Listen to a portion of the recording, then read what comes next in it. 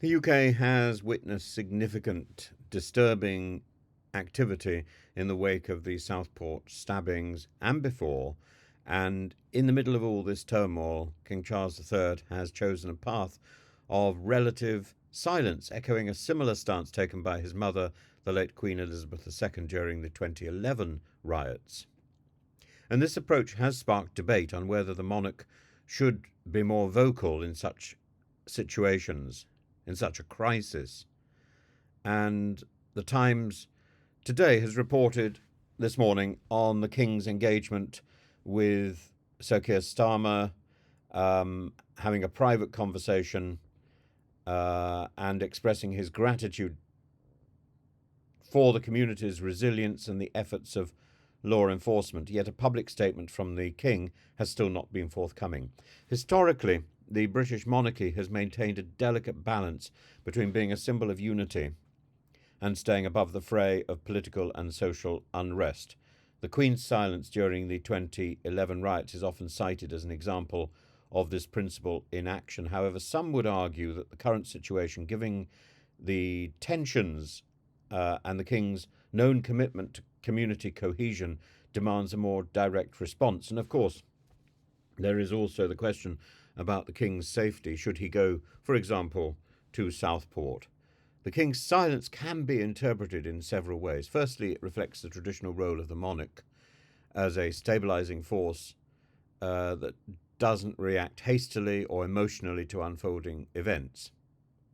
His silence could be seen as a strategic decision to avoid inflaming tensions further, or stepping into a political arena when the monarch should historically avoid politics. As reported by The Times, the King has expressed hope that shared values of mutual respect and understanding will continue to strengthen and unite the nation, signalling his belief that unity can be achieved through quiet reflection, through quiet strength, rather than public declarations. However, critics think that this is a missed opportunity for the King to assert his moral leadership. And the UK's diverse and multicultural society, which Charles has often celebrated, is under strain. A public address could serve as a powerful reminder of the values of inclusivity and unity that he has championed throughout his life. It's especially pertinent as religious leaders across the country have condemned the violence, with figures like Justin Welby, the Archbishop of Canterbury, denouncing the actions of the rioters. And the King's voice in this context could add significant weight to the calls for peace and reconciliation, and that's the issue. It's no good just denouncing the riots and the violence, as, for example, Farage and Tommy Robinson have done. You actually have to put something positive in its place, and a call for peace and reconciliation, practical moves towards rebuilding the unity in our community. That is what is needed, not a condemnation of the violence, which should be understood. What are we contributing when we speak out? Wringing our hands about condemnation? Or are we talking about something, a practical move towards rebuilding our society? To engage in private discussions rather than to put out a public statement could be seen as prioritising a behind-the-scenes influence over direct public engagement, which of course we know the King has, the King's regular meetings with his Prime Minister. But to publicise a private phone call and to acknowledge the community's spirit in his call with the Prime Minister and police officials, as reported in The Times, indicates an awareness of the situation's gravity.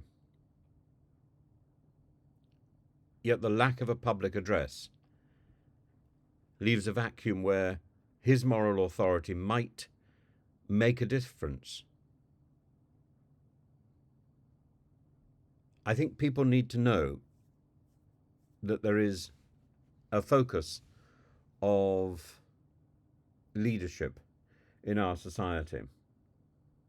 There is one person at the pinnacle of our society who can speak out. And it's about the content of that. I'm sure this speech will come. I'm sure there will be a strong statement from the King. But the silence at the moment is consistent with royal precedent. And speaking too much would be damaging. In an era where public figures are often expected to lead from the front, the King's decision to remain silent may be perceived as a cautious adherence to tradition, but given his known commitment to fostering unity and understanding, a public statement might have been a powerful tool in bridging the current divide.